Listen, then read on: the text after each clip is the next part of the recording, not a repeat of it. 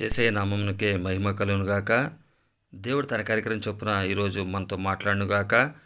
చిన్న ప్రార్థన ద్వారా కార్యక్రమాన్ని ప్రారంభించుకుందాం. పరలోకమందున మా తండ్రి నామన స్తోత్రం. దయగల రాజా, ప్రేమగల మా దేవ, కృపామయుడు నాయన, సమాధాన అధిపతి, మా సృష్టికర్త మా దేవ, నీ వర్తమానం చేత మాతో మాట్లాడమని మా ప్రియరక్షకుడు శివరాన్ని సంబతులు వేడుకొంచున్నాం పరమ తండ్రి. ఆమేన్. హల్లెలూయా, హల్లెలూయా, హల్లెలూయా. దేవుని నామానికి మహిమ కలుగునుగాక. ఈరోజు మనం మాట్లాడుకోబోయే అంశం మన మేలు కొరకే కఠిన మనసు. మన మేలు కొరకే కఠిన మనసు. దేవుని యొక్క ఉద్దేశాన్ని మనం ఈరోజు తెలుసుకొని పోతున్నాం.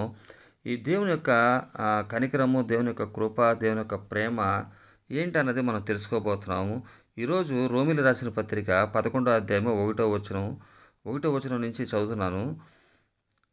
రోమిలి రాసిన పత్రిక 11వ అధ్యాయం 1వ వచనం. అలాగైన ఎడల నేను అడుగునదేమనగా, దేవుడు తన ప్రజలను విసర్జించెనా? అట్లనరాదు. నేను కూడా ఇశ్రాయేలుడను, అబ్రాహాము సంతానమందలి బెన్యామీను గోత్రమునందు పుట్టినవాడను.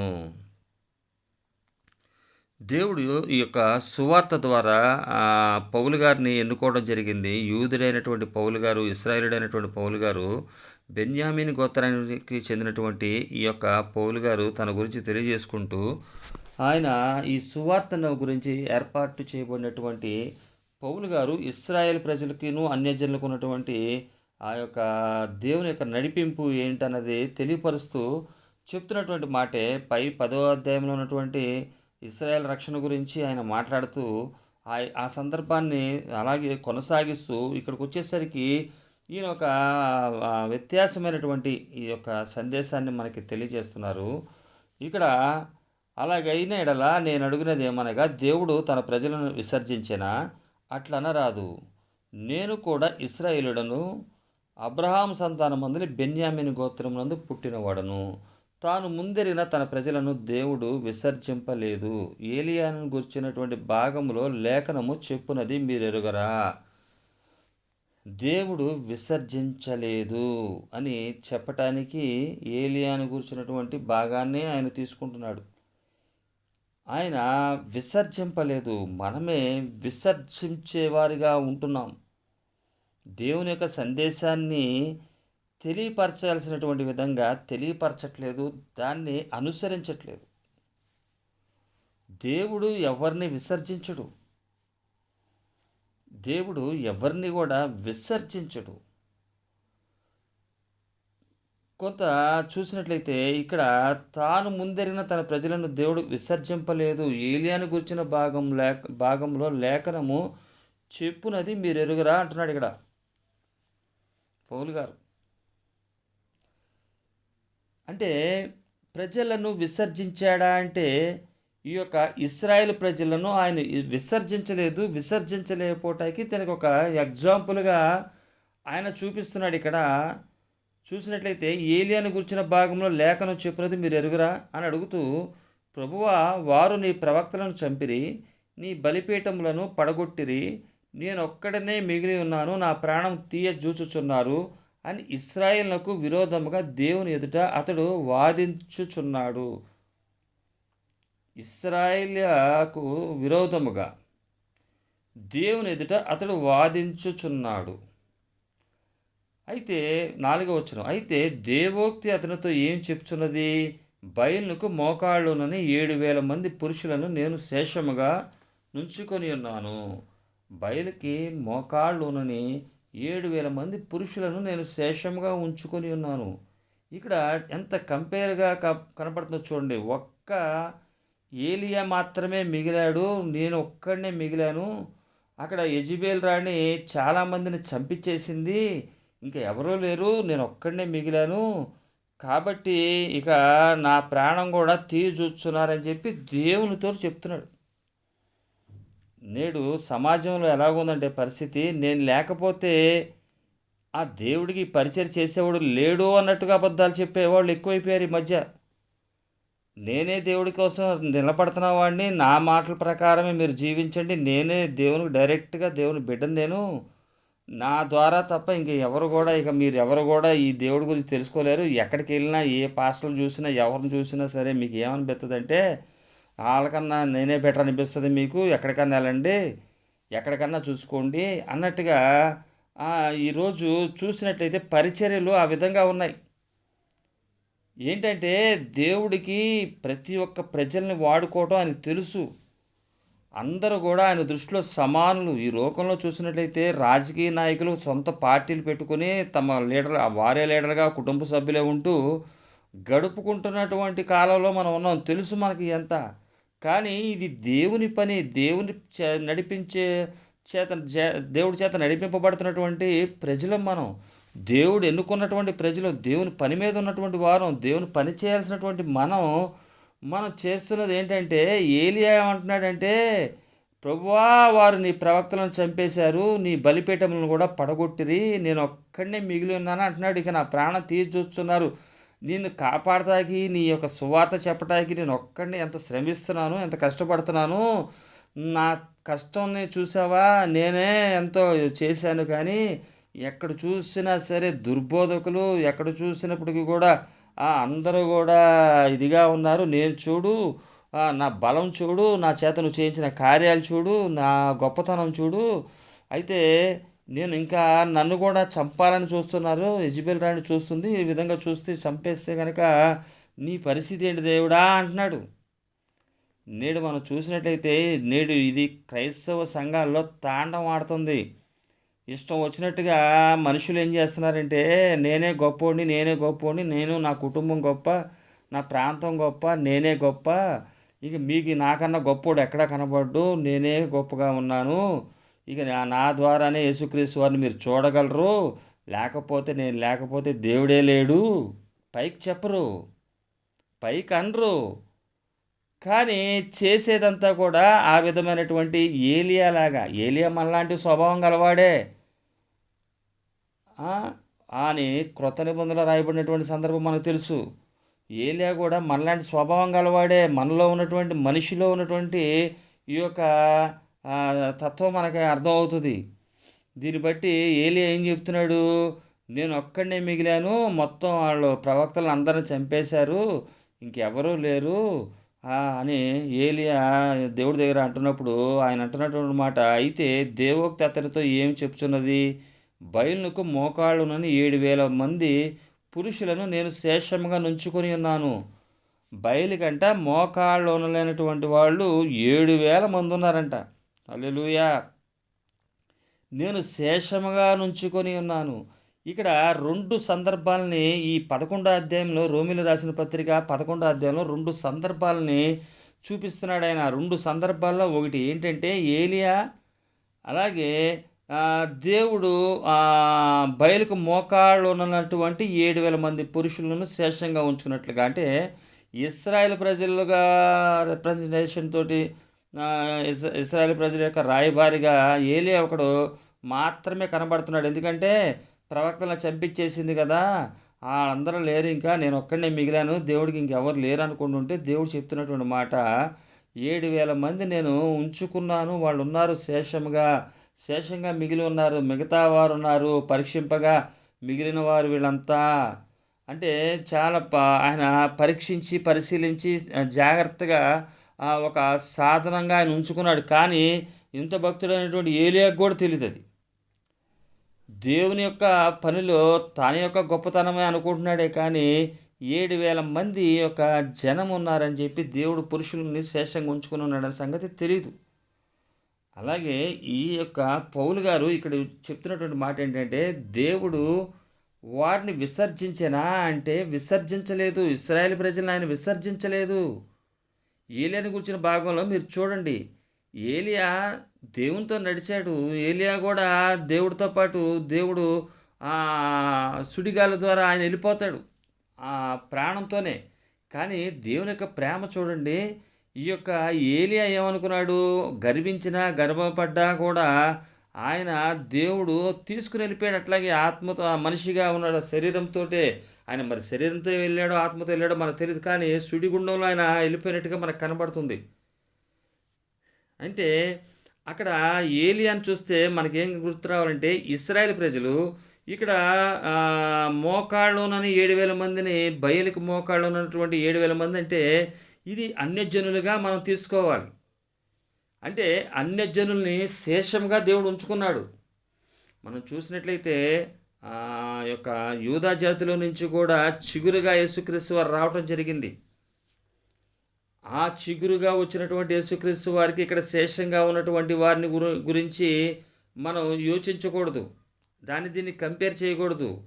ఏంటంటే ఇక్కడ రెండు భాగాలుగా చూపిస్తున్నాడు. ఒక్క ఏలియానే ఆ సందర్భంలో ప్రవక్తలను చంపించేస్తే ఏలియా నేను ఒక్కడనే మిగిలిన ఎవరు లేరనుకుంటుంటే 7,000 మంది ఉన్నారు. అంటే మనం ఇక్కడ ఉజ్జాయింపు చూసినట్లయితే ఇజ్రాయెల్ దేశం చాలా చిన్నది. 200 దేశాలు మనం ఈ భూమి మీద ఉన్నాయి. అంటే ఒక్క ఇస్రాయేల్ దేశమే కనబడుతుంది, కానీ 199 దేశాలు కనబడుతున్నాయి. అలాగే 7,000 మంది అంటే ఏలియా ఒక్కడే ఉన్నాడు ఇస్రాయేల్ ప్రజలు అనుకోవచ్చు మనం. అలాగే 199 మంది అన్ని మిగతా దేశాలు అవ్వచ్చు. అయితే మోకాళ్ళలోనని బయలుకు అంటే విగ్రహాలకి మోకాళ్ళు వంచినటువంటి వారు దేవుని కొరకు నిలబడి యథార్థంగా జీవించేవారిని నేను ఆల్రెడీ ఎన్నుకున్నాను. మిగిలిన వారు అందరూ పరీక్షించగా నాకు మిగిలిన వారు 7,000 మంది ఉన్నారని చెప్తున్నాడు ఆయన. ఆ యొక్క అంటే విసర్జించలేదు. ఏలియాని విసర్జించాడా? విసర్జించలే ఏలియాని. ఆయన తీసుకుని వెళ్ళిపోయాడు. దేవుని యొక్క ప్రేమ చూడండి. మన మేలు కొరకే కఠిన మనసిస్తాడు తప్ప ఆ దేవుడికి ఈయన వ్యతిరేకం చేసినా కూడా దేవుని యొక్క ప్రేమ చూడండి. ఆయన విసర్జించలేదు. ఆయన పౌలు గారు తెలియపరుస్తూ ఇశ్రాయేలు ప్రజలతోటి మమ్మల్ని విసర్జించలేదు ఈయన. మేము విసర్జింపబడలేదు. విసర్జింపబడినట్టయితే నేనెందుకు యూదుడినై ఉండి నేనెందుకు ఈ సువార్త అన్యజనుల సువార్తను ప్రకటించడానికి నన్ను ఆయన ఎందుకు ఎన్నుకోవాలి? ఇక్కడ స్ట్రాటజీ మనం అర్థం చేసుకున్నట్లయితే మనకు అర్థమవుతుంది. ఇక్కడ దేవుని యొక్క ప్రేమ మనం చూసినట్లయితే ఆయన ఎవరిని కూడా విసర్జించడు. ఎవరికి వారు ఆయన విసర్జించుకుని దూరం అయిపోతేనే తప్ప ఆయన ఎవరిని కూడా విసర్జించడు. ఆయన విసర్జించేవాడు కాదు. ఏలియా ఇక్కడ చెప్పడంలో పెద్ద ఆశ్చర్యం లేదు. ఎందువల్లంటే మానవ నైజం ఏంటంటే నేనే ఉన్నాను కదా, నేనే అనుకుని ఆ యొక్క పొరపాటులోకి వెళ్ళకూడదు అన్నది ఇక్కడ ఏలియా గారిని చూసినప్పుడు మనం గ్రహించాలి. ఏలియా నేనే దేవుని కొరకు సేవ చేస్తున్నాను, నేనే దేవుని కొరకు నిలబడుతున్నాను, దేవుని కొరకు నేనే ఉన్నాను, నా ముందు ప్రవక్తలు చనిపోయారు, నేనే తెలివితేటలుగా తప్పించుకోగలిగాను, నేనే పారిపోయాను, నేనే వెళ్ళిపోయాను, నేనే దాక్కున్నాను. వాస్తవంగా చూస్తే ఏలియా అలా పారిపోవటం కానీ అలా వెళ్ళిపోవటం కానీ దేవునికి ఇష్టం లేని పని. ఏలియా ఈ విధంగా చేశాడు కాబట్టి ఏలియాని ఆయన తీసుకెళ్ళిపోయి నా కోసం నిలబట్టాకి ధైర్యవంతుడైనటువంటి ఎలీషా ఉన్నాడు. ఒక ఎలీషాని తీసుకుని వచ్చాడు. ఎలీషాకి రెండింతల ఆత్మ ఇవ్వబడిందంటే దాన్ని స్వీకరించగల శక్తి ఆయనలో ఉంది. దేవుని కనికరం చొప్పున అది ఆ శక్తి ఆయనలో ఉంచాడు. ఎందువల్ల అంటే ఏలియాకు ఉన్నటువంటి స్వభావం ఏంటంటే ఏలియాకు ఉన్నటువంటి స్వభావం ఆయన నేనే దేవునికి పనిచేస్తానన్న ఫీలింగ్. అయితే విషయం వచ్చినప్పుడు దాక్కునే స్థితి. కానీ విషయానికి ఎదురెళ్ళేవాడే దేవునికి కావాల్సిన వాడు. అయితే ఏలియానైతే ఆయన విసర్జించలేదు.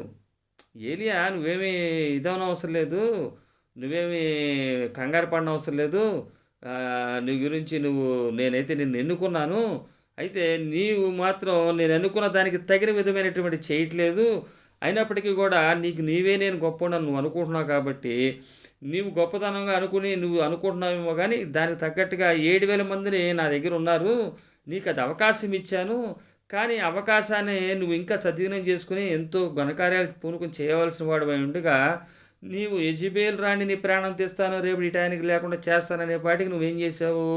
దాక్కున్నావు, పరిగెత్తావు. నా పని అంటే పరిగెట్టడం కాదు, దాక్కోవడం కాదు, దానికి ఎదురెళ్ళే ముందుకు నిలబడేవాడిని నేను నడిపిస్తాను. కాబట్టి నా దగ్గర ఇంకా 7,000 మంది ఉన్నారు, నేను చూపిస్తాను వారిలో ఉన్నటువంటి ఆ యొక్క నిర్ణయం, వారు తీసుకున్నటువంటి నిర్ణయానికి వారు ఏ విధమైనటువంటి వారు పెద్ద పలుకుబడి లేకపోవచ్చు, పెద్ద ఇదిగా కాకపోవచ్చు, కానీ వారిలో చూపిస్తా. అలాగే ఏలియా దగ్గర నుంచి ఎలీషా ఆ రెండింత ఆత్మలు పొందుకోవటం మనం చూస్తాం. ఎలీషా మనం ఇక్కడ గ్రహించినట్లయితే ఆయనకన్నా రెండింతలుగా పనులు చేశాడు. దేవుని చిత్తాన్ని నెరవేర్చాడు. ఇది ఆయన తీసుకున్నటువంటి ఒక నిర్ణయం, గట్టి నిర్ణయం. దేనికి పారిపోయే స్థితి నాకొద్దు, దేవుని పని కోసం దేనికన్నా సిద్ధపడ్డ మనసు అన్నమాట అది. అయినప్పటికీ కూడా ఈయన ఏం చేయలేదంట, వీరిని విసర్జించలేదంట. ఇది ఒక ప్రేమ చూడండి. మన మేలు కొరకే కఠిన మనసు. చూసినట్లయితే ఇక్కడ ఏలియాకి ఒక కఠినమైనటువంటి మనసు ఎందుకు వచ్చిందంటే, నేనే గొప్పోడని అనుకోవటం చేత ఇక్కడ ఎలీషా రావాల్సి వచ్చింది. కఠిన మనసులు ఎప్పుడైతే మనకు ఎదురవుతున్నాయో, కఠినంగా జీవిస్తున్నటువంటి మన జీవితాలకి కనబడుతున్నప్పుడు వారి ఎడల మనం జాలి చేసుకోవాల్సిందే తప్ప, వారు విసర్జింపబడిన వారు కఠిన మనస్కులని చెప్పి వారిని ద్వేషించడం కానీ దూషించడం కానీ ఈ విధమైనటువంటిది క్రియలు మనలో ఉండకూడదు. ఆ కఠిన మనసుల వల్ల మనకేం జరుగుతుందంటే మేలే జరుగుతుంది. కఠిన మనసుతోటి ఉన్నటువంటి వారి ద్వారా ఎలీషా రాగలిగాడు. ఆ కఠినమైనటువంటి మనసు ద్వారా అన్యజనులైనటువంటి మనం రాగలిగాం.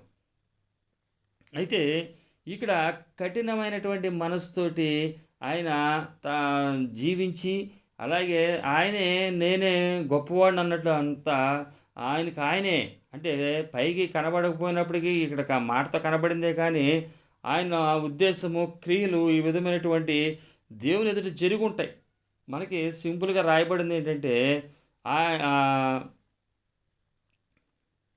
ఆయన ఇక్కడ చెప్తున్నాడు, మనం చూసినట్లయితే ప్రభువా వారు నీ ప్రవక్తలను 3వ వచనం 11వ అధ్యాయం రోమీయులకు రాసిన పత్రిక 3వ వచనం, ప్రభువారు నీ ప్రవక్తలను చంపిరి, నీ బలిపీఠములను పడగొట్టిరి, నేను ఒక్కడనే మిగిలి ఉన్నాను, నా ప్రాణం తీయజూచున్నారు అని ఇశ్రాయేలునకు విరోధంగా దేవుని ఎదుట అతడు వాదించుచున్నాడు. ఇశ్రాయేలు ప్రజల కోసం ఏర్పాటు చేసుకున్న రిప్రజెంటేషన్ ఈయన.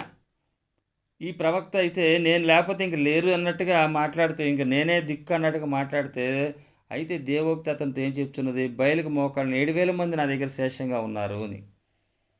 ఇక్కడ విసర్జింపబడలేదు యూదులు అన్నది ఇక్కడ మనం గ్రహించాలి ఏలియా విషయంలో.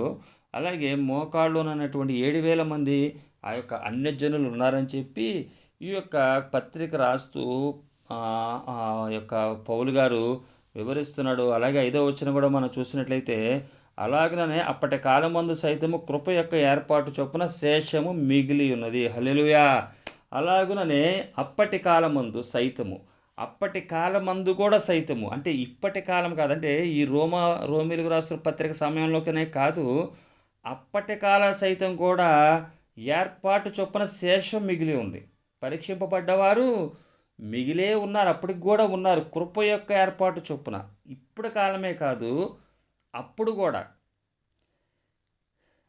ఎలాగంట, శేషం అప్పటి కాలం ముందు సైతము కూడా కృప యొక్క ఏర్పాటు చొప్పున కృప ఉంది.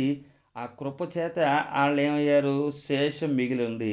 అది కృపచేతనైన ఎడలాను ఇక క్రియల మూలమైనది కాదు. అది కృపచేతనైనదైతే క్రియల వలన కాదు. వీళ్ళ క్రియల వలన రక్షింపబడాలని చూశారు. ఏలియా కూడా క్రియల వల్లే అనుకున్నాడు, క్రియల వల్లనే రక్షించబడతాను అనుకున్నాడు, పారిపోతేనే నా ఆత్మ రక్షించుకుంటాను అనుకున్నాడు, దేవుని మీద ఆధారపడితే నేను రక్షించబడతాను, నా ప్రాణాన్ని తీసుకోదేవా నేను అన్న అవసరం లేదు, నేను యెజబెలుకు భయపడి పరిగెత్తన అవసరం లేదు, నేను ఆయన వేడుకుంటే సహాయం చేస్తాడని కాకుండా ఈయన క్రియలు బట్టే ఏమయ్యాడంటే అది కృపచేతన అయినడలా క్రియల మూలమైనది కాదు. అది క్రియల వల్ల ఇక్కడ ఏలియా గారు చేసినట్టుగా ఇక్కడ మనకు తెలియపరుస్తున్నాడు. కానీ ఎడల కృప ఇకను కృప కాకపోవును, కానీ ఎడల కృప కాకపోవును. కృపచేతనైన ఎడల ఇకను క్రియల మూలమైనది కాదు. కృపచేతనైన ఎడల ఇకను క్రియల మూలమైనది కాదు. అది క్రియల వల్ల ఆయన అనుకున్నాడు, కానీ కృప ఇకను కృప కాకపోవును. కృప అంటే అయోగ్యులను దయ చూపటమే అది కృప. ఎన్నిక చేయటంలో క్రియలు పాత్ర పోషిస్తే కృప కాకపోవును. ఆయన ఎన్నుకున్నది క్రియల వలన కాదు, కృప చేతనే ఎన్నుకున్నాడు. కృప యొక్క ఏర్పాటు చొప్పున శేషం మిగిలి ఉంది. ఆయన కృపచేత ఆ శేషం మిగిలి ఉంది. ఇప్పుడు మనం కూడా మిగిలి ఉంది కృపచేత. అది క్రియల చేతనైన యెడల ఇకను క్రియల మూలమైనది కాదు. క్రియలు అంటే నిర్వచనాన్ని బట్టి చూస్తే కృప అంటే అయోగ్యులకు దయ చూపటం. కృప అంటే అయోగ్యులకు దయ చూపటం.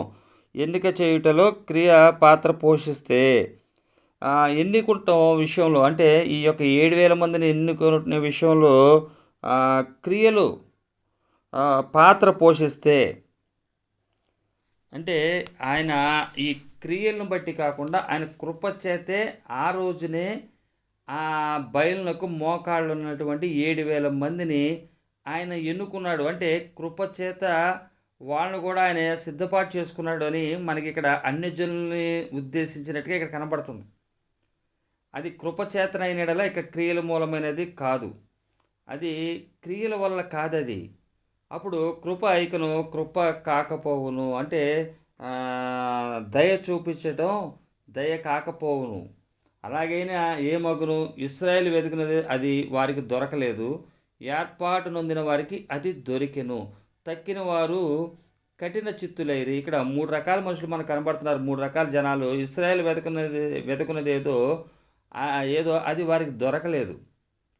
వాళ్ళు ఎదుగుతుందేంటో వాళ్ళకి దొరకలేదు. ఏర్పాటు నొందిన వారికి అది దొరికెను. తక్కిన వారు కఠిన చిత్తులైరి. ఇక్కడ ఇశ్రాయేల్ ప్రజలను విసర్జింపలేదు అనటానికి పౌలు గారు ఇస్తున్నటువంటి ఆ యొక్క వివరణ, ఆ వివరణలోనే ఇశ్రాయేల్ అంట వెతుకున్నది ఏదో అది వారికి దొరకలేదంట. వారి క్రియల వల్ల అది వెతికారు, కానీ ఏర్పాటు నందున వారికి అది ఏమైంది, దొరికింది. ఇక్కడ 7,000 మందికి ఏం దొరికింది, వాళ్ళు దేవుడు ఏర్పాటు చేసుకున్నారు. వారికి ఏం దొరికింది, ఆయన యొక్క 7,000 మంది పురుషులకు శేషముగా నుంచుకొని ఉన్నాడు ఆయన. ఆ కృప చేత వాళ్ళని ఏర్పాటు చేసుకున్నాడు. అలాగే అన్యజనులైనటువంటి మనకు కూడా ఈ విధమైనటువంటి ఏర్పాటే ఆయన చేసుకుని ఉన్నాడు. తక్కిన వారు కఠిన చిత్తులైరి. మిగిలిన వారందరూ కూడా ఏమయ్యారంటే కఠిన చిత్తులైరి, అంటే విసర్జించుకున్నారు. వారికి వారే దేవుని విసర్జించి వెళ్ళిపోయిన వారు. ఏర్పాటు చేయబడినటువంటి వారేమో ఇశ్రాయేలుని వెతికారు. వాళ్ళు వెతికింది ఏదో అది వారికి దొరకలేదు. వారు క్రియల వల్ల క్రియల చేత వెతికారు, వారికి దొరకలేదు. ఏర్పాటు నొందినటువంటి అన్యజనులకి ఏంటది దొరికింది. అది దేవుని యొక్క కృపచేత దొరికింది. ఆ తక్కిన వారు కఠిన చిత్తులైరి, అంటే దేవుడిని విసర్జించారు. దేవుని వచ్చినటువంటి యేసుక్రీస్తు వారిని కూడా, అలాగే దేవుడు చెప్పినటువంటి మాటలను కూడా వాళ్ళు ఏం చేశారంటే విసర్జించారు, కఠిన చిత్తులైపోయారు. ఇందు విషయమై నేటి వరకు దేవుడు వారికి నిద్రమత్తు గల మనసును, చూడలేని కన్నులను, వినలేని చెవులను ఇచ్చి ఉన్నాడని వ్రాయబడి ఉన్నది. యెషయా గ్రంథము 29వ అధ్యాయం 12వ వచనం, అలాగే 6వ అధ్యాయం 9వ వచనం, 43వ అధ్యాయం 8వ వచనాల్లో ఈ ఇశ్రాయేలు ప్రజల గురించి తెలియపరుస్తూ నేటి వరకు దేవుడు వారికి నిద్రమత్తు గల మనసును, చూడలేని కన్నులను, వినలేని చెవులను ఇచ్చి ఉన్నాడని వ్రాయబడి ఉంది. మరియు వారి భోజనము వారికి ఉరిగాను, బోనుగాను, ఆటంకంగాను, వారి క్రియలకు ప్రతిఫలముగాను ఉండును గాక. వారి యొక్క భోజనము వారికి ఉరిగాను, వారు బోనుగాను, ఆటంకంగాను, వారి యొక్క సిద్ధాంతాలు ఇవన్నీ కూడా ఆటంకాల క్రియలకు ప్రతిఫలముగా ఉండునుగాక. అట్లాగే వారికి క్రియలుగా సంబంధించే విధంగా ఉంది. వారు చూడకుండానట్లు వారి కన్నులకు చీకటి కమ్మునుగాక. వారి వీపులు ఎల్లప్పుడూ వంగిపోవునట్లు చేయుము అని దావీదు చెప్పుచున్నాడు. ఈ సందర్భాన్ని అన్నింటినీ కూడా పాత నిబంధన గ్రంథంలో ఉన్నటువంటి లేఖనాల్లో రాయబడినటువంటి విషయాలను కూడా ఇక్కడ ఈ పౌలు గారు వివరిస్తున్నారు. ఈ యొక్క ఇశ్రాయేలు ప్రజలలో విసర్జింపబడలేదు, కాకపోతే వారు నిద్రామత్తుతోటి, అంటే కఠిన మనస్సులు కఠినంగా ఉండటం చేత ఇప్పుడు కృప దొరికింది. అంటే ఇక్కడ కఠినమైనటువంటి మనసులు, వీరు కఠిన చిత్తులైరి. తక్కిన వారు కఠిన చిత్తులు అవ్వటం చేత మేలు అనుగ్రహించబడింది. ఇశ్రాయేలు ప్రజలు వాళ్ళు ఏదో వెతికారు, అది క్రియల వల్ల వెతికితే అది దొరకలేదు. ఏర్పాటు నొందిన వారికి అది దొరికిను. అంటే ఇప్పుడు దేవుని కనికరం చొప్పున, కృప చొప్పున వారు కఠిన చిత్తులైనందువల్ల ఈ యొక్క 7,000 శేషం మిగిలింది. 7,000 శేషం అక్కడ మిగలట గల కారణం ఏంటంటే కృప. అది క్రియల మూలమైనది కాదు. అది క్రియల వల్ల అయితే కృప, ఇక కృప కాకపోతుంది. అది క్రియల వల్ల అయితే అది కృప కాదు. వాళ్ళ క్రియల వల్ల బయలుకు మోకాళ్ళను 7,000 మంది పురుషులను శేషంగా ఆయన ఉంచుకుని ఉన్నాడంటే అది క్రియల వల్ల కాదు, ఆయన కృప చేత ఆయన ఉంచుకున్నాడు వాళ్ళని. ఆల్రెడీ ఆ శేషం అంటే మిగిలిన వారంటే పరీక్షింపగా మిగిలిన వారని రావచ్చు, మిగతా వారని. దీని గురించినటువంటి ఇంగ్లీష్లో ఉన్నటువంటి పదాన్ని సెర్చ్ చేస్తే వచ్చినటువంటిది ఏంటంటే శేషం అనగా మిగతా, లేక నిలవ ఉన్నదని, పరీక్షించగా మిగిలిన వారని. ఈ విధంగా ఏర్పాటు నొందిన వారికి అది దొరికాను. అంటే ఇక్కడ దేవుడు ఎవరు ఆ దేవుడు ఎవరిని కూడా విసర్జించడు. ఏలియా ఇక్కడ ఏం చేశాడంటే కఠిన చిత్తుడై, కఠినుడుగా ఆయన ఒక విధంగా దేవుని దగ్గర ఆ గర్వపూని, తర్వాత దేవుడి దగ్గర నేనే ఉన్నాను అన్న ఉన్నటువంటి ఆ హృదయాన్ని కలిగి ఉన్న, అటువంటి స్థితి కలిగి ఉన్నా సరే దేవుని యొక్క కనికరం చూసినట్లయితే ఏలియాకి, సరే నువ్వు చేయలేనప్పుడు నేను దాన్ని చేయగలవాడిని, నిలబడగలవాడిని, దానికి ఎదుర్కోవటానికి సిద్ధపడిన వాడిని నేను నిలబెట్టగలనని చెప్పి ఆయన తీసుకొస్తున్నాడు. హల్లెలూయా. దేవుడు ఎప్పుడైతే నిలబడి దేవుని కొరకు నేనున్నాను ప్రభు అని చెప్పి నిర్ణయం తీసుకుని మనం ముందుకు సాగితే దేవుని తన కనికరం చొప్పున మనం నిలబెట్టగలడు, మనం నడిపించగలడు. మన గొప్ప శక్తివంతులం కాదు, గొప్పవారం కాదు, ఎట్టి పరిస్థితులు కాదు. మన గొప్పలు చూపించుకోవటానికి, మనకు ఉన్నటువంటిది బ్యాక్గ్రౌండ్ చూపించుకోవటానికి కాదు. ఈరోజు ఎవరైనా మన మాట్లాడినారంటే మన దగ్గర ఉన్నటువంటి గొప్పతనం ఏమీ లేదండి. ధనం ఉందో, లేకపోతే బిల్డింగ్లో, లేకపోతే ఉన్నటువంటి పలుకుబడో, లేకపోతే ప్రపంచవ్యాప్తంగా ఉన్నటువంటి పేరు ప్రఖ్యాతలో దీన్ని బట్టే గౌరవిస్తారు తప్ప గౌరవించే వ్యక్తులు కూడా అందరూ కూడా చేసేది ఏం లేదు. ఇక్కడ ఏలియా అగ్ని దింపాడు, వర్షం ఆగమంటే ఆగింది, రమ్మంటే వచ్చింది. ఈ విధమైనటువంటి చేయబట్టే ఏలియా అంటే అక్కడ ఉన్నటువంటి వారందరికి కూడా గౌరవం వచ్చింది, స్టేటస్ వచ్చింది. ఆ ప్రవక్తలందరినీ నన్ను చంపినా కూడా ఏలియాని కూడా చంపాలని చంపేస్తానంది. అంటే గొప్ప గొప్పవన్నీ కూడా చేశాడు. చేసినప్పుడు ఆయన గొప్పగా ఫీల్ అయ్యాడు. కానీ ఎప్పుడైతే చంపుతానందో భయపడి పారిపోయాడు. అంటే గొప్ప వారందరూ కూడా ఏంటంటే నేను గొప్ప అని చెప్పి చూపించుకోవడానికి తప్ప దేవుని పని ఇది. దేవుని కొరకు మనం నిలబడాలని, దేవుని కొరకు మనం ఏదన్నా త్యాగం చేయడానికి సిద్ధపడాలని చెప్పి నిలబడినట్లయితే ఎలీషా వల్లే రెండింతల ఆత్మను పొందుకోగలుగుతాము, దేవుని పని చేయగలుగుతాం. అయినా దేవుడు విసర్జించలేదు వీళ్ళని. యూదుల్ని విసర్జించేసేసి అన్యజనులకి అది ఇవ్వలేదు. వారు ఏం చేశారంటే కఠిన చిత్తులయ్యారు. వీరు కఠిన చిత్తులు అవ్వటం వల్ల, అలాగే ఇశ్రాయేల్ అనేవారు కొంతమంది ఏం చేశారంటే క్రియల వల్ల ఎతికారు. ఈ విధమైనటువంటి చేయటం వల్ల కొంతమంది కఠిన చిత్తులు అవ్వటం వల్ల అది ఏమవుతుందంటే దేవునికి మనకి మేలు కొరకే ఆ కఠిన మనసు మనకు ఉపయోగపడింది. అన్యజనులైనటువంటి మనకేమైంది, అది ఏర్పడింది. నేడు కూడా మన సమాజంలో చూసినట్లయితే ఇటువంటి కఠిన చిత్తుల మధ్య మనం ఉంటున్నాం.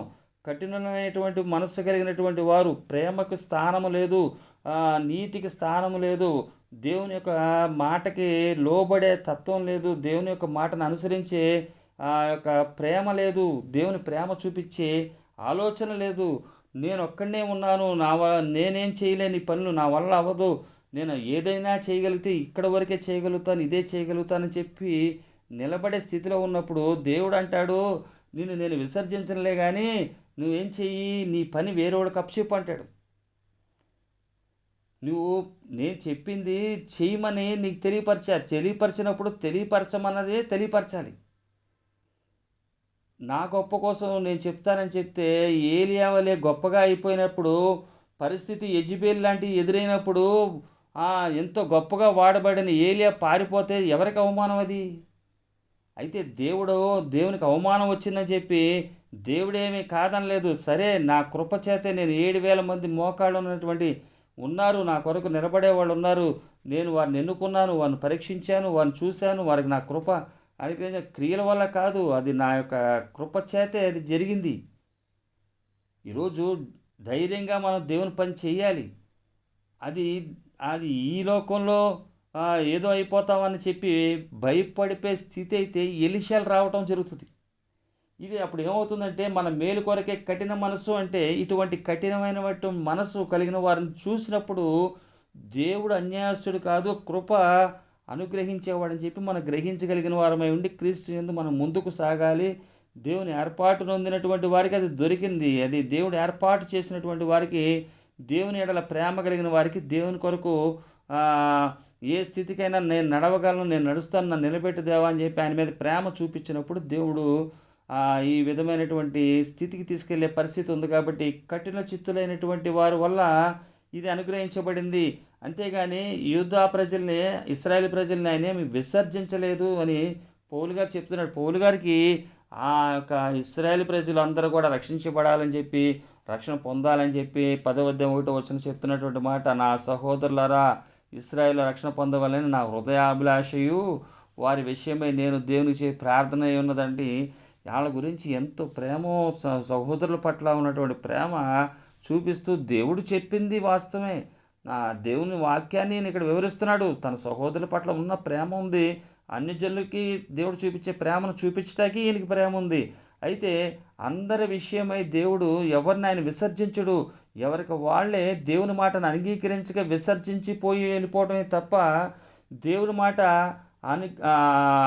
ఉన్నది ఉన్నట్టుగా తెలియపరిచి దేవుని ప్రేమను పొందుకుని మన పని కాదు ఇది, దేవుని పని, అది మనం చేసేది కాదు. నలుగురు మన అందరం కలిసి చేయాల్సినటువంటి పని, అందరికీ కావలసినటువంటిది ఇది, అందరూ కలిసి చేయాల్సినటువంటి పని అన్న గ్రహింపు ఆ యొక్క ఏలియాకి రావాల్సింది. ఏలియాని ఇక్కడ మనం చూసినట్టయితే ఎంత గొప్ప ప్రవక్తగానో మనం చూస్తాం, కాదంటలేదు. కానీ ఇక్కడ ఏలియానే పౌలు గారు ఎగ్జాంపుల్గా యూదా ప్రజలకి, ఇశ్రాయేల్ ప్రజలకి రిప్రజెంటేషన్గా పెట్టాడు. ఆయన అంటుంది అదే, నా ప్రాణం తీయచూచున్నారు అని ఇశ్రాయేలునకు విరోధముగా దేవుని ఎదుట అతడు వాదించుచున్నాడంట. ఇశ్రాయేల్ మొత్తం జాతికే ఈ విరోధంగా ఈ ఎదుట దేవుని ఎదుట వాదించాడంట. అంటే ఈ విధంగా దేవుని ఎదుట వాదిస్తున్నాడు. నేను ఒక్కడనే మిగిలా, నేను ఒక్కడనే చేయాలా అంటే, నేను ఒక్కడనే కాదు, ఎన్నుకున్న ఇచ్చిన పని నువ్వు చెయ్యి. నీకు ఎంత శక్తి ఉందో అంత చేయించగల దేవుడు ఆయన. నీ ప్రాణానికి తెగించి నిలబడగలిగితే దానికి తగిన విధంగా ఇంకా ఆశ్చర్యకర అద్భుతంగా జరిగించేవాడు. అయితే నీకు వచ్చినటువంటి దాన్ని బట్టి, నువ్వు చెప్పిన దాన్ని బట్టి ఏం జరిగింది? ఇప్పుడు ప్రాణం తీసుకో అని చెప్పి నువ్వు విసిగి చెందినప్పుడు, భయం పడినప్పుడు నువ్వు అలాగ అన్నందుకు ఆయన ఏమి అనలా. అంటే ఈ యూదా ప్రజలు కూడా ఇదే విధమైనటువంటి మెంటాలిటీతో బిహేవ్ చేశారు. వాళ్ళు ఈ విధమైనటువంటి స్థితిలో అంటే క్రియలే అక్కడ ప్రాముఖ్యంగా చేసి, క్రియల వల్ల ఇశ్రాయేలు ప్రజలకు విరోధముగా దేవుని ఎదుట అతడు వాదించుచున్నాడు. ఈ విధమైనటువంటి అంటే వీళ్ళు చేసే క్రియల వల్ల దేవుని దగ్గర ఏం చేస్తున్నాడంటే దేవునికి విరోధంగా వాదించినట్టుగా మనకు కనబడుతుంది. అయితే ఏర్పాటు నొందిన వారికి అది దొరికెను. ఇశ్రాయేల్ ప్రజలు వెతికినా కూడా వాళ్ళకి దొరకలేదు. అలాగే నేటికి కూడా అని 11వ ఇందు విషయమై నేటి వరకు దేవుడు వారికి నిద్రమత్తు గల మనస్సును, చూడలేని కన్నులను, వినలేని చెవులను ఇచ్చి ఉన్నాడని వ్రాయబడి ఉంది. అంటే వారు చూపించినటువంటి అవిధేయతకి, అంటే దేవుడి మీద ధైర్యంగా ముందుకు కొనసాగకుండా చేసినందుకు, క్రియల వల్ల అది వెంటాడినందుకు నేటి వరకు కూడా వారికి నిద్రమత్తు గల మనసు ఇచ్చాడు. అయితే కృపనందునటువంటి 7,000 మందిని ఆయన ఏం చేస్తున్నాడు? ఇప్పుడు వాడుకుంటున్నాడు. ఇక్కడ ఈ విషయాన్ని దావీదు గారు కూడా చెప్తున్నట్టుగా మనం 11వ వరకు కూడా మనం ఈరోజు వరకు చూసి ఉన్నాము. అలాగే 11వ నుంచి ఇక్కడ ఇశ్రాయేల్ ప్రజల గురించి, అన్ని జనుల గురించి 2 ముక్కలుగా మనం 2 పోలికలుగా చూసి ఉన్నాము. అలాగే రాబోయే సెక్షన్లో కూడా ఏం చూడబోతున్నామంటే ఆ యొక్క ఇశ్రాయేల్ ప్రజల గురించి ఉన్నటువంటిది దేవుడు ఇంకా ఏమైతే తెలియపరుస్తున్నాడో, అడవి ఒలివ చెట్టని, కొమ్మని, ఈ విషయాలన్నిటి నుంచి కూడా కంపేర్ చేస్తున్నాడు. అంటే దేవుని యొక్క ఉద్దేశం ఏంటంటే కొంత మట్టికి కఠిన మనసు ఉన్నటువంటి వారు మన ఎదుట కనబడినప్పుడు ఆ కఠిన మనసు మనకి మేలు చేస్తుందని చెప్పి మనం గ్రహించాలి. ఆ కఠిన మనసే మనని ఒక సరైన మార్గంలోకి నడిపించేదిగా ఉండాలి. ఆ కఠిన మనసే మనలను దేవునికి సమీపస్తులుగా చేసేదిగా ఉండాలి. మనకి వ్యతిరేకంగా ఎవరన్నా కనబడినా, వ్యతిరేకమైనటువంటి వారుగా ఉన్నా, దేవుని సందేశాన్ని సరిగ్గా తెలియచేయని వారు కనబడ్డా, తర్వాత సహోదరులుగా మనం భావించాలంటే ఇక్కడ కృపనొందినటువంటి వారు ఉన్నారు, క్రియల చోత నడిపింపబడుతున్న వారు ఉన్నారు. ఇద్దరు కనపడుతున్నారు ఇక్కడ. ఒకటేమో యూదా జాతి, ఇంకోటేమో అన్యజనులు. ఈ జెంటైల్స్ అన్నవారు అందరూ కూడా మనకు కనబడుతున్నారు. ఇక్కడ ఇద్దరు ఉన్నారు. ఇద్దరిలో ఎవరో గొప్పవాళ్ళు కాదు. ఇద్దరిలో కూడా ఎవరు గొప్పవాళ్ళు కాదు. అందరూ కూడా దేవుని పని చేయటానికి వచ్చిన వాళ్ళే. ఇక్కడ ఏలియా గ్రహించి ఈ విధంగా చేయొచ్చేమో కానీ ఎదురా ఆయన్ని దేవునితో వాదించచ్చేమో కానీ ఆయన ఏం చేశాడంటే ఏర్పాటు నొందిన వారికి దొరికేటకు సహాయం చేశాడు. శేషం మిగిలి ఉంది. అది కృప యొక్క ఏర్పాటు చొప్పున శేషం అది మిగిలి ఉంది. కాబట్టి అది క్రియల వల్ల అయితే కృప చేతనైన యెడల ఇక్కడ క్రియల మూలమైనది కాదు. అది కృపచేత అది చేయబడిందే తప్ప క్రియల వలన కాదు. అందుకనే ఇక్కడ పౌలు గారు చెప్తున్నటువంటి మాట ఏంటంటే ఇది అన్యజనులకి ఇప్పుడు ఇది దొరికింది. అయితే ఇవ్వబడింది వారికి వారే క్రియల చేత వెంబడించాలని చూసి దాన్ని మిస్ చేసుకున్నారు. ఒక విధంగా అది కఠిన చిత్తులై చేసినటువంటిది వారు. ఇప్పుడు కృపచేత ఇది మనకు అనుగ్రహించబడింది. అంటే వారిని ఆయన ఏం చేశాడంట, మొదట వచనం మనం చూసాము, 11వ అధ్యాయం 1వ వచనము, అలాగైనడలా నేను అడుగున్నది ఏమనగా దేవుడు తన ప్రజలను విసర్జించినా అట్లా అనరాదు. నేను కూడా ఇశ్రాయేలుడను, అబ్రాహాము సంతానమందరి బెన్యామీను గోత్రమందు పుట్టినవాడను. తాను ముందెరిగిన తన ప్రజలను దేవుడు విసర్జింపలేదు. తాను ముందెరిగినటువంటి తన ప్రజలను ఏం చేయలేదంట, దేవుడు విసర్జించలేదు. వాడిని సంఘానికి వస్తున్నటువంటి వారిని మనం చూసినట్టయితే మొదట వచ్చిన వారినో చివరి వచ్చిన వారిని ఎవరిని ఆయన విసర్జించడు. ఆయన మాట వినక మనమే కఠిన చిత్తులు అయినప్పుడు ఆ మాటను విసర్జించినప్పుడు ఏం జరిగిద్ది, కృపచేత ఏర్పాటు జరుగుతుంది. అది ఇప్పుడు కృపచేత అన్యజనులైనటువంటి వారు మన లోపలికి వచ్చాం. అయితే వాళ్ళు విసర్జింపబడి బయట త్రోయబడ్డందుక మన లోపలికి వచ్చింది అవ్వచ్చు. కానీ వారి యొక్క విసర్జించినా కూడా ఆయన ఏలియాని ఏం చేశాడు, ఆయన ఆ శరీరంతో అంటే సుడిగుండంలో ఆయన మరణం లేకుండానే దేవుని సన్నిధిలో చేర్చబడ్డాడు. అంటే ఏలియా ఈ విధమైనటువంటి తిరుగుబాటు చేసినా కూడా ఆయన యొక్క ప్రేమను మనం గ్రహించాలి. ఇక్కడ అది ఎంత గొప్ప దేవుని ప్రేమ చూడాలి. కాబట్టి ఇంత ప్రేమ చూపించే దేవుడి దగ్గర మనం ఏ పాటి వారమని చెప్పి గ్రహించుకొని మనకి అనుగ్రహించబడిన కృపచేత అందరూ సమానమే అని చెప్పి చూడాలి. మనం ఒక్కడే కనబడితే కాదు, నేను ఒక్కడే కనబడాలని చెప్పి అందరిని ఎంత తోసుకుని ముందుకెళ్ళినా ఏమవుద్ది, ఏలియానే ముందు కనబడ్డాడు. ఇప్పుడు ఏమైంది, ఇశ్రాయేలు ప్రజలకు విరోధంగా అతను నిలబడ్డాడు. ఇశ్రాయేలు ప్రజలందరూ కూడా వెనక్కి వెళ్ళిపోయారు ఈయన ద్వారా అన్నట్టుగా కనబడుతుంది. అంటే ఒక వ్యక్తి ఏమైనా చేయగలడు. ఇప్పుడు ఆయన మాత్రం ఏమయ్యాడు, దేవుని సన్నిధిలో చేర్చబడ్డాడు. కానీ ఇశ్రాయేలు ప్రజలు విరోధంగా దేవుని ఎదుట అతడు వాదించుచున్నాడు. అంటే ఒక జాతిని, ఒక సంఘాన్ని, ఒక కుటుంబాన్ని వెనక్కి త్రోసేసేది మన గర్వం, మన అహంకారం, మన యొక్క శరీరేచ్ఛ, ఇటువంటి పుట్టుట చేత ఒక జాతిని కూడా, అంటే ఇశ్రాయేల్ జాతి మొత్తాన్ని కూడా ఇతను ఏం చేశాడంటే విరోధంగా వారికి విరోధంగా, ఇశ్రాయేల్కి విరోధంగా లేచాడండి. మన అటువంటి పరిస్థితి మనకు ఉండకూడదు. కఠిన మనసు మనలోకి రాకూడదు. కఠిన మనసు అన్నది మనలో వస్తే దేవుడు తన కనికరాన్ని, కృపను చూపించి పెంట కుప్ప మీద నుంచి దీవుని పైకెత్తే సందర్భం అది. ఈ ఏర్పాటు నొందినటువంటి వారికి ఆయన ఏం చేశాడంటే తన కృపను పంపించాడు. ఇది కృప వల్ల కాకపోతే కృప కాకపోవును. క్రియల వల్ల అయితే ఇది కృప కాకపోవును. ఇది కృప చేతే ఏర్పాటు చొప్పున శేషం మిగిలి ఉంది. మనందరం కూడా కృప చేతే, కాబట్టి ఆయన కృపచేతే. కాబట్టి ఇదొకటి గ్రహించి ఆయన కృపచేతే అవిధేయులుగా ఉన్నటువంటి వారిని విధేయత స్థితిలోకి రప్పించేవారుగా మనం ఉండాలి. అవిధేయుల్ని ఇంకా అవిధేయత స్థితిలోకి త్రోసివేసే వారికి ఉండకూడదు. దేవుని ఎరిగి కూడా అవిధేయత స్థితిలోకి వెళ్ళిన వారిని దూరంగా ఉండమని చెప్తున్నాడు. ఎఫెసీయులకు రాసిన పత్రిక 5వ అధ్యాయము 6, 7 వచనాలు కలిసి ఉన్నాయి చూసినట్లయితే. ఎఫెసీయులకు రాసిన పత్రిక 5వ అధ్యాయం 6, 7 వచనాలు. వ్యర్థమైన మాటల వలన ఎవడను మిమ్మును మోసపరచనీయకుడి, ఇట్టి క్రియల వలన దేవుని ఉగ్రత అవిధేయులైన వారి మీదకి వచ్చును గనుక మీరు అట్టి వారితో పాలువారై ఉండకండి. ఎటువంటి వారంటే వీళ్ళు దేవుని ఉగ్రత, వ్యర్థమైన మాటల వలన ఎవడను మిమ్మల్ని మోసపరచనీయకుడు. మోసం చేసే మాటలు ఉన్నాయి. అవి మోసపూరితమైనటువంటి మాటల చేత మోసం చేస్తున్నట్లయితే దేవునికి అవిధేయత చూపించి దేవుని ఎరగక అవిధేయత చూపిస్తే అది వేరు.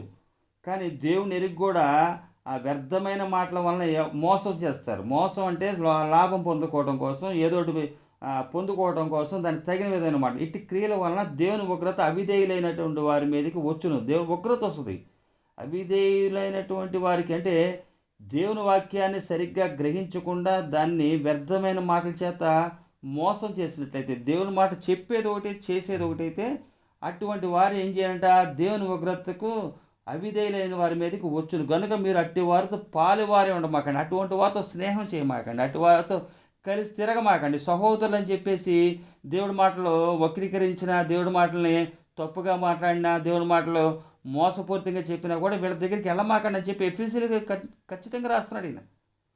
మనము విధేయత కొరకే అని చెప్పాము. ఇప్పుడు దేవుని ఎరగలేదు, యేసుక్రీస్తు వారిని ఎరగకపోవట కారణం ఏంటి?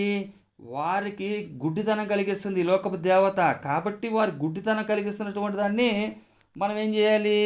గుడ్డితనం కలిగిస్తున్నటువంటి వారికి అవిధేయులుగా ఉన్నారు కాబట్టి విధేయులైనటువంటి మనం దేవుని యొక్క విధేయత ఏంటో చూపించాలి. దేవుని యొక్క విధేయతను చూపించిన తర్వాత దేవుడి దగ్గరికి వచ్చి వారి విధేయత చూపించకుండా స్వలాభం కోసము, సంపాదించుకోవడం కోసము, ఇంకోటి చేయడం కోసం మోసపూరితమైన మాటలు చెప్తే, వ్యర్థమైన మాటల వలన ఎవడను కూడా మిమ్మల్ని మోసపరచనీయకుడి. ఇట్టి క్రియల వలన దేవుని ఉగ్రత అవిధేయులైన వారి మీదకి వస్తుంది. ఫుట్నోట్లో చెప్పబడుతుంది, అవిధేయత కుమారుల మీదకి. అవిధేయులైనటువంటి దేవుని వాక్యాన్ని స్వలాభాని కోసం, సొంత లాభం కోసం చేసేవారికి ఇట్టి క్రియల వలన దేవుని ఉగ్రత అవిధేయులైన వారి మీదకి వచ్చును గనుక మీరు అట్టి వారితో పాలువారు ఉండమాకండి, వాళ్ళతో స్నేహం చేయమాకండి, వారితో మీరు తిరగకండి, వారి చేసే క్రియలు బట్టి మీరు వెళ్ళమాకండి. ఇదే అధ్యాయం చూసినట్లయితే ఇక్కడ రాయబడుతుంది 5వ అధ్యాయము 11వ వచనం. ఎఫెసీయులకు రాసిన పత్రిక 5వ అధ్యాయము 11వ వచనం. నిష్ఫలమైన అంధకార క్రియలలో పాలువారై ఉండగా వాటిని ఖండించుడి. అట్లాగా దేవుని వాక్యాన్ని తప్పుగా బోధిస్తే, తప్పుగా ప్రకటిస్తే ఖండించండి. అంతేగాని వీళ్ళతో కలిసిపోయి అదే వాక్యాన్ని పట్టుకుని అదే వాక్యంతో వారికి ఉన్నటువంటి దాన్ని నెరవేర్చుకోవడం కోసం అటువంటి స్థితిలోకి వెళ్ళిపోమాకండి. ఇటువంటిది దుష్టుల నుండి కలుగుతుంది. ఈ ఆశ, మోసం ఇవన్నీ ఏంటంటే శరీరంలో పుట్టినటువంటి కోరికలను నెరవేర్చుకోవడం కోసం, ఇక్కడ ఉన్నత స్థితి కోసం. ఇక్కడ ఉన్నత స్థితి దేవుడి దృష్టిలో నీచమైన స్థితి. ఇక్కడ ఉన్నతులుగా బ్రతకాలని కోరుకోవటం దేవుడి దృష్టిలో నీచమైన స్థితి. దేవుని వాక్యాల సందేశాలే తెలియపరుస్తున్నాయి. ఇక్కడ ఉంది ఇంకా ఉంది, మనకేం పర్వాలేదు, దేవుడు ఇచ్చేస్తాడు సంతోషించేసి ఆనందించేసి గంతులేయమని దేవుని వాక్యం ఈ విషయాల గురించి చెప్పట్లేదు. అంటే ఈ లోక సంబంధ విషయాల గురించి చెప్పట్లా. శ్రమ అయినా, హింస అయినా, వసైనా, ఏదైనా ఉపద్రవం క్రీస్తు ప్రేమ నుంచి ఎవడనన్ను ఎడబాపుతాడు, ఇటువంటి దాంట్లో సంతోషించమంటున్నాడు. జైల్లో ఉండి రాస్తున్నాడు ఆయన ఫిలిప్పీలకు రాస్తూ. ఎల్లప్పుడూ సంతోషంగా ఉండండి, ఎల్లప్పుడూ సంతోషంగా ఉండండి అని చెప్తున్నాడు ఆయన. ఎఫెసీయులకు రాసిన పత్రిక 4వ అధ్యాయము 4వ వచనం. ఎల్లప్పుడూ ప్రభునందు ఆనందించడు. మరలా చెబుతున్న ఆనందించడు.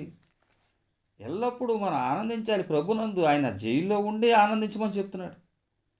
కాబట్టి వ్యర్థమైన మాటల వలన ఎవడను మిమ్మల్ని మోసపరచనీయకుడి. ఇట్టి క్రియల వలన దేవుని ఉగ్రత అవిధేయులైన వారి మీదకి వచ్చును గనుక మీరు అట్టి వారితో పాలువారే ఉండమాకండి. ఇటువంటి వారితో అసలు పాలువారే ఉండొద్దు. ఎందుకంటే పులిసిన పిండి కొద్ది చాలు, మొత్తం ముద్దంతా కూడా పులియ చేస్తుంది. కాబట్టి ఇక్కడ వీళ్ళని విసర్జించలేదు ఆయన. యొక్క ఇశ్రాయేలు ప్రజల్ని ఏం విసర్జించలేదు. తాను ముందే ఎరిగిన తన ప్రజలను దేవుడు ఏం చేయాల విసర్జించలేదు. ఇశ్రాయేలు ప్రజల్లో ఆయన్ని విసర్జించి కఠిన చిత్తులై ఉన్నారు. అదే అవిధేయత చూపించారు వాళ్ళు. దేవుని గొప్పతనాన్ని కూడా ఎరిగి దేవుని యొక్క గొప్పతనాన్ని తెలుసుకొని దేవుని మార్గం నడవాల్సినటువంటి వారు వీళ్ళు కఠిన చిత్తులైరి. వాళ్ళ కఠిన చిత్తులు అవ్వటం చేత వారు కఠిన చిత్తులు అయిపోవటం వల్ల ఏమైంది, క్రియల వల్ల ఎదగలేనటువంటి వారు, కఠిన చిత్తులైనటువంటి వారు కొంతమంది ఉన్నారు.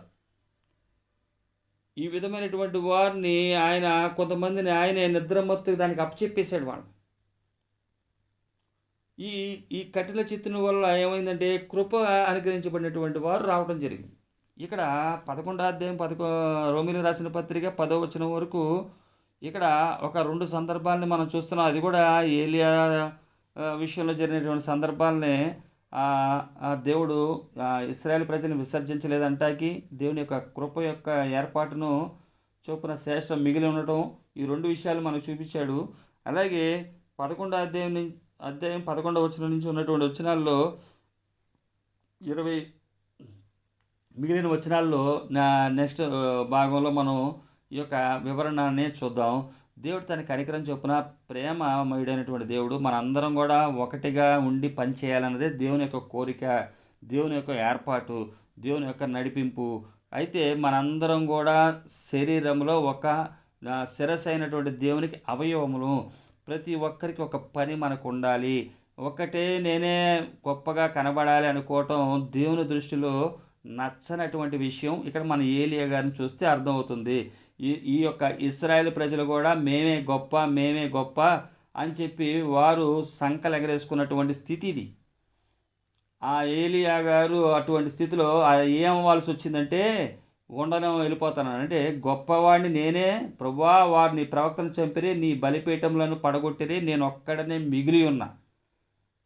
అంటే మా జాతే మిగిలి ఉంది, ఇశ్రాయేల్ ప్రజలే మిగిలి ఉన్నాం, మా కుటుంబమే మిగిలి ఉంది అన్న ఉద్దేశం వల్ల ఇశ్రాయేల్ ప్రజలు మొత్తానికి విరోధంగా దేవుడి దగ్గర వాదించాడు.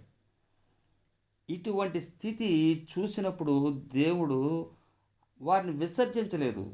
అంటే ఇశ్రాయేల్ ప్రజలు ఏమయ్యారు,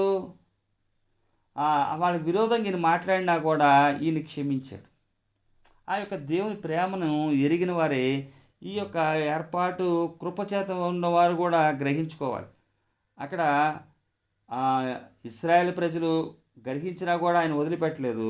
అలాగే కృపచేత ఇది అనుగ్రహించబడింది. మీరు కూడా ఏ విధంగా ఉండాలి, మనం ఏ విధంగా ఉండాలన్నది నెక్స్ట్ సెక్షన్లో నెక్స్ట్ కార్యక్రమంలో మనం ఇది వినగలం. దేవుడు తన కనికరం చొప్పున మనతో మాట్లాడునుగాక. దేవుడి మాటల ద్వారా మనతో మాట్లాడినందుకు సర్వగంతమై ఆయనకే చెందునుగాక. ఆయన ప్రేమకై, ఘనతకై, ఆయన యొక్క ఐక్యతకై, ఆయన యొక్క ఏకత్వముకై అందరం కూడా కలిసి ఉండాలని, అందరూ కూడా ఒకటే అని ఆయన దృష్టిలో మనందరం ఒకటే అని చెప్పి కలిగినటువంటి ఈ దేవునికి లోబడదాం, ఆయన మాటకి లోబడదాం.